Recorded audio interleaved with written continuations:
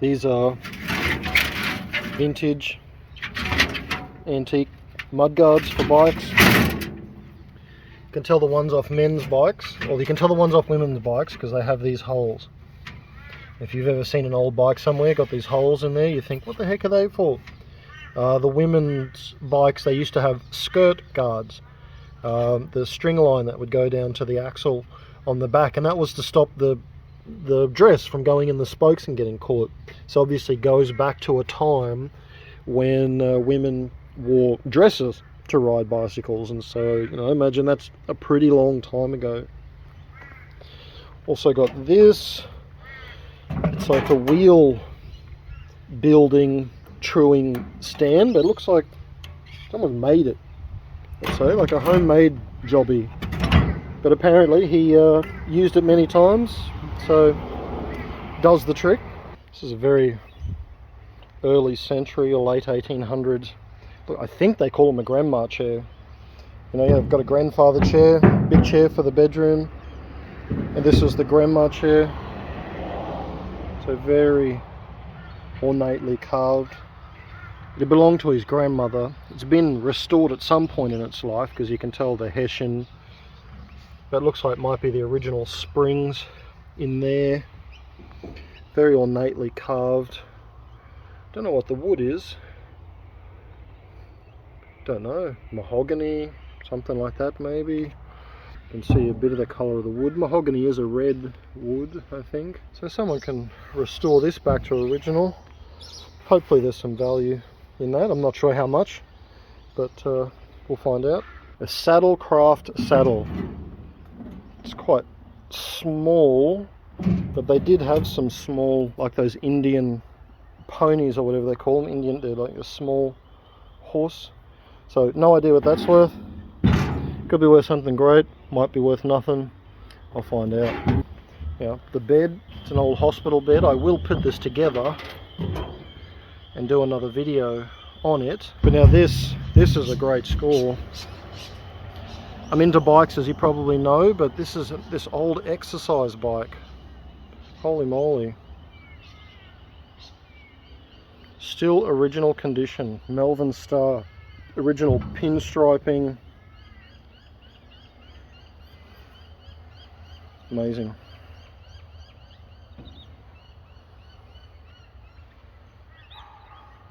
Still the original decals. Now I've had some of these before, seen them and had them, but finding them in original great condition like this, it's just unheard of.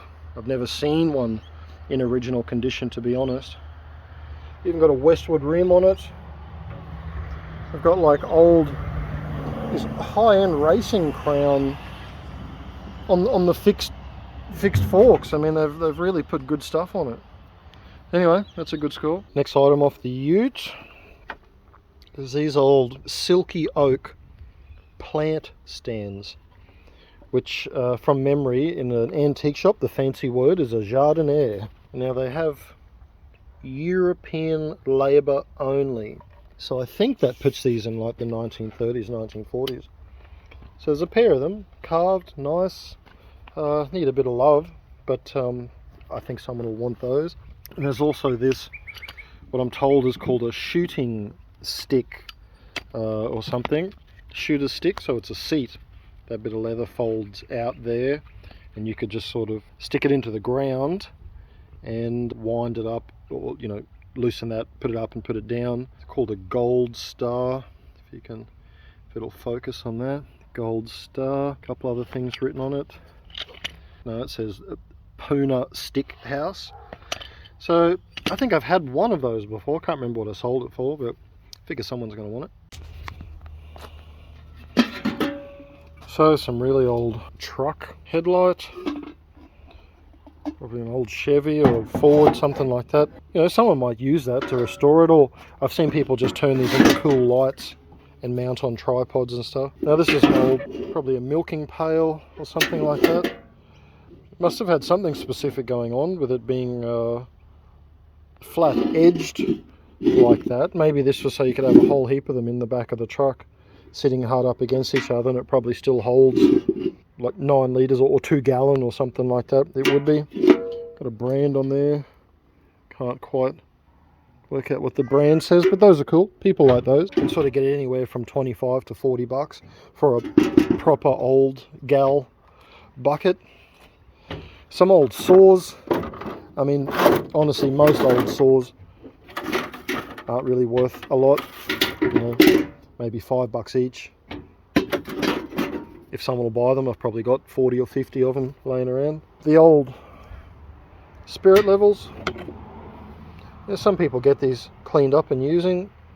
This one's got a brand on there. Elvictor. Sort of not worth a lot of money, really. You know, if I got 15 or 20 bucks for that, I'd be thinking I was doing alright. Another one here as well. Brand, it'll be on there. Oh, this one's Rabone. Okay, Rabone. They you know, make those little fold out rulers and stuff like that. Pretty big brand. But again, you know, in this condition, if I got $15 for it, then I'd be selling it. Looks like he paid $3.50 however long ago. I'd get some old fishing reels, various fishing reels, different eras of fishing reels. That one's quite an old one. Early egg beater. The Damn Quick. Some of these aren't that old, really. Abu Garcia. It's not new, far from, but it's not old. V. That'll be a hubcap of something, I guess. Center cap for a pretty old car. Oh yeah, random aerator. He said he used to use that to keep his live bait alive, aerating the water. Another old crate there. Oh, I think that says Tristram's. No, it doesn't. No idea what that says. J-U-S-T... Yep, no, can't work it out. If you know what it is, comment. An old part of a gas light, probably from camping. We've got another big 32 Kirk's crate. Already had one of those out of this lot, so hopefully having two of them make it easier to sell than just one. More bike parts. Chain rings. Cranks. I'll have to sort through that. See what's good and what's not. Check out this old drill. Black & Decker. Looks like something out of an old Star Trek TV show or something. Set phasers to stun. We got an old ADS, so it's not a hoe, it's not a Matic, it's an ADS, A-D-Z-E. They used them for things like making the hulls of boats, is one thing. We've got old pedals in here. Now, I pulled this out. I'm pretty sure this is a pair of BSA hubs, wartime BSA hubs. And one way you tell is they were painting things during the war because all the nickel was being used in guns and planes and all that type of stuff. So they're probably worth something. I thought these would be clawfoot bar, but actually I'm pretty sure they're off an old stove because they don't have the clawfoot fitting. So yeah, these look like, yeah, old stove legs. Random tools. Now look, these are interesting. These were, I don't know what you call them, molds for the leather seats. There's a few of them there. See down there, different shapes, different sizes, and that was when they would soak the leather or boil and soak the leather so it become malleable, and then they would press it over this and stretch it over it to shape the old leather seats.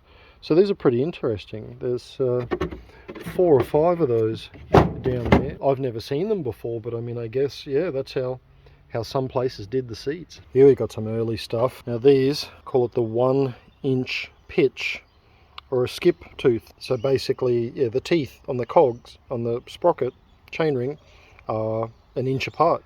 So that's really kind of early stuff. Americans used it much later than what the Australian stuff did.